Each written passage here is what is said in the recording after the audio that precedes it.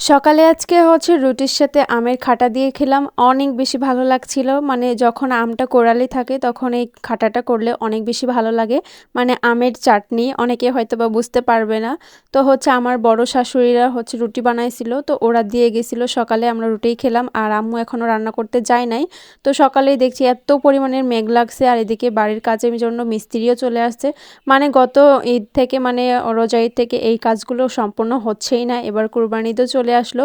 ভাবছিলাম যে কুরবানি ঈদের আগে হয়তোবা কমপ্লিট হয়ে যাবে। একদমই হচ্ছে না। তো ওই মিস্ত্রিগুলো একদমই মানে হচ্ছে ঢিলা বলে আরকি।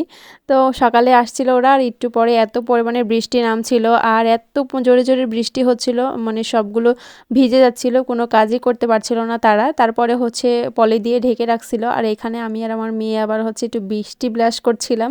তো আম্মু আবার বৃষ্টির পরেই আবার খিচুড়ি রান্না করেছিল। বেশ ভালোই লাগছে কারণ আগে তো হচ্ছে আম্মু খিচুড়ি রান্না করবে কিনা জানি না। আর বাড়িতে যেহেতু মিস্ত্রিও লাগছে তাদের জন্য খিচুড়ি রান্না করেছে। তো এখানে খিচুড়ি খাচ্ছিলাম আমি আচার দিয়ে। তবে আমার খিচুড়িটা তেমন একটা অতটা বেশি ভালো লাগে না। তো দুপুরে আম্মু হচ্ছে আজকে সজনে ডাঁটা রান্না করবে। সেজন্য আমি হচ্ছে সজনে ডাঁটাগুলো সুন্দর মতো কুটে দিয়েছি, পেঁয়াজ কুটে দিয়েছি। আজকে সজনে ডাঁটা রান্না করবে ডাল দিয়ে আর হচ্ছে মাছ ভুনা করবে পেঁয়াজ দিয়ে। আর এগুলো আবার হচ্ছে ভেজে রোদে রেখেছে আম্মু যে যেন মানে নরম না হয়ে যায়।